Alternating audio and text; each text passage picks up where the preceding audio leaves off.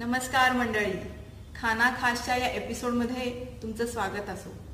August महिना आता सुरू झालेला आहे आणि ऑगस्ट महिन्याच्या अनेक सणांपैकी एक महत्त्वाचा सण म्हणजे रक्षाबंधन। आपल्या महाराष्ट्रात रक्षाबंधनासाठी खास नारळी भात बनवला जातो आणि या एपिसोडमध्ये मी तुम्हाला नारळी भातच शिकवणार आहे।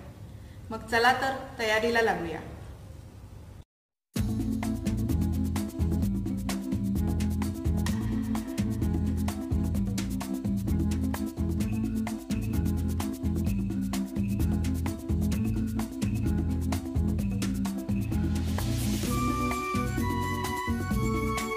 यासाठी लागणार आहे अर्धा तास भिजवलेला बासमती राईस, एक बाउल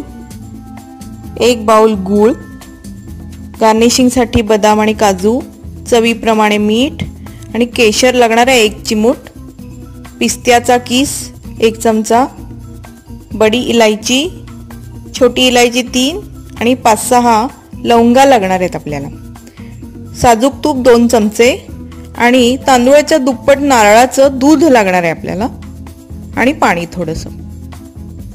आता कृती, पहिला कढई गॅसवर ठेवून त्यामध्ये 2 चमचे साजूक तूप घालायचे आपल्याला।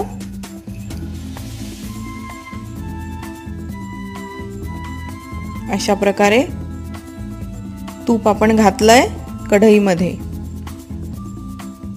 तूप वितळताच त्यामध्ये आपल्याला खडा मसाला घालायचा आहे, बडी इलायची, लवंगा आणि छोटी इलायची।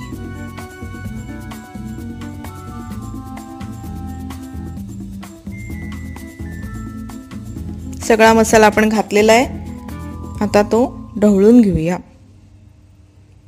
हा सगळा फ्लेवर मस्तपैकी तुपामध्ये सुटला पाहिजे खड्या मसाल्याचा, म्हणजेच भाताला खूप सुंदर असा सुवास येतो। आता आपण भिजवलेला तांदूळ जो आहे तो घालायचा आहे आणि या तुपाच्या फोडणीवर चांगला परतायचा आहे। हा असा सर्व बाजूनी भाताला तूप लागलं पाहिजे, म्हणजेच तो छानपैकी फुलतो आणि चव ही खूप उत्कृष्ट येते याला। हे बघा, चांगला परतलाय तांदूळ।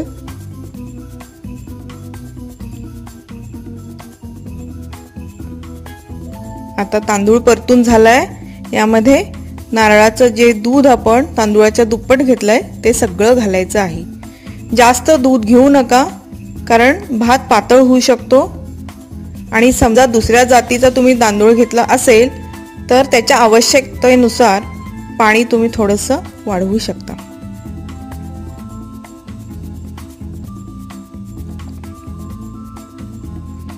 आता आपण झाकण ठेवूया।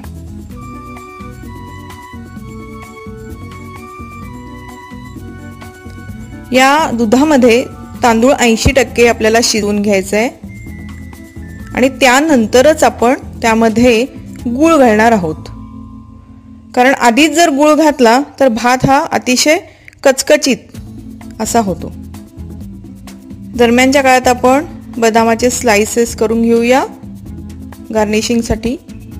यासाठी बदाम भिजवला तरी चालेल किंवा नुसता सुरीने कट केला तरी चालेल किंवा ड्रायफ्रूट स्लायसरने ह्याचे स्लाइस करून घ्यावेत। आपल्या भाताला छान उकळी आलेली आहे, आता आपण एकदा हलवून घेऊया भात। फक्त एक गोष्ट लक्षात ठेवायची की खूप जोरात हलवायचा नाही भात, नाहीतर त्याचा दाणा मोडतो। आता गूळ घालूया।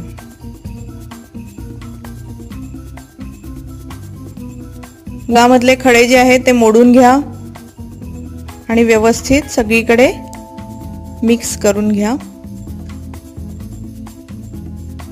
हा असा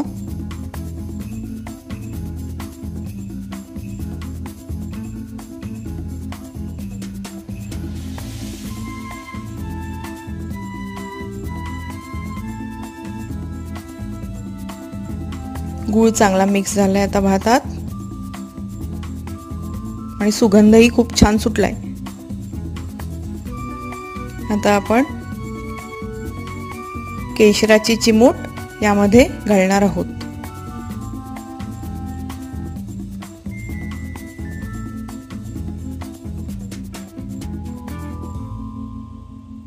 याचा फ्लेवर खूप छान येतो नारळी भाताला. आता झाकण ठेवलेलं आहे आपण आणि थोडा आणखीन शिजू द्यायचा आहे. आता दरम्यानच्या काळात आपण 2 वेलचीची पावडर करून घ्यायची, छोटी वेलची सोलायची आणि खलबत्त्यामध्ये त्याची फाईन पावडर करून या भातात आपण घालायची आहे.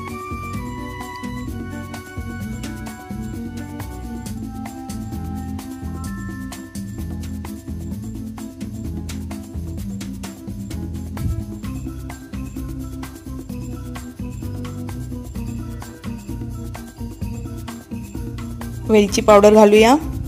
झाकण काढलं. आता पावडर आपण घातली.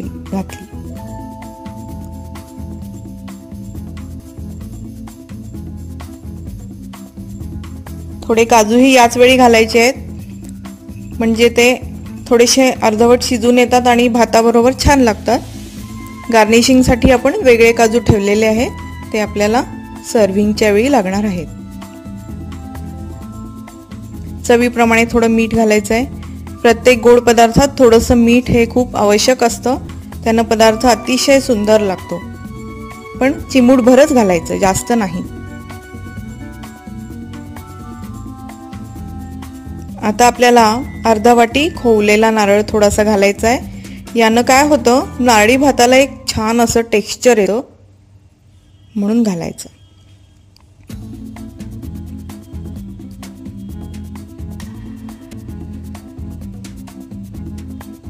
आपण खोबरं मिक्स केलंय छान. आता आपल्याला एक छोटीशी वाफ आणायची आहे. आपला नारळी भात खाण्यासाठी आता तयार आहे. आपण सर्व्हिंग करूया त्याचं. आता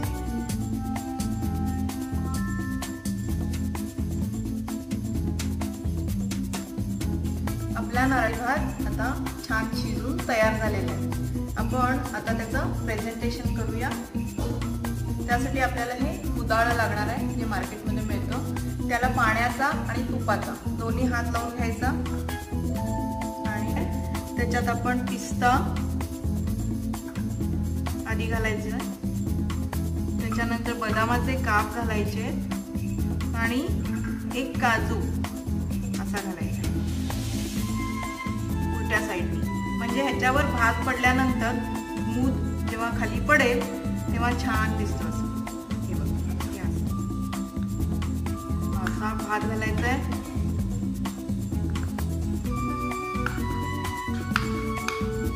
आणि चांगला दाबून घ्यायचा आहे, म्हणजे मूद आपली खूप सुंदर पडते.